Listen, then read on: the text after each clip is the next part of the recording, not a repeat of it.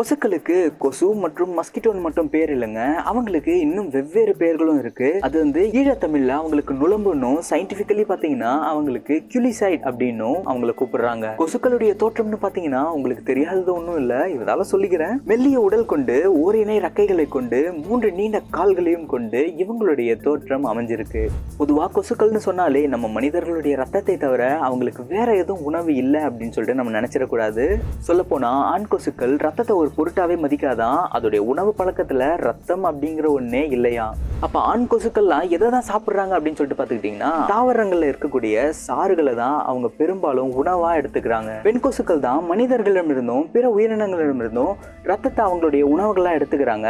அப்படி இருந்தும் பெண் கொசுக்களுக்கு ரத்தம் ஒரு முதன்மையான உணவு இல்லையா. பெண் கொசுக்கள் எதற்காக ரத்தத்தை உறிஞ்சுறாங்கன்னா, அவங்க இன சேர்க்கைக்கு பிறகு அவங்களுடைய முட்டைகளுக்கு தேவையான புரதத்தை எடுத்துக்கிறதுக்காக தான் மனிதர்களும் மற்ற விலங்குகளுடைய ரத்தத்தை அவங்க உணவுகளா எடுத்துக்கிறாங்க.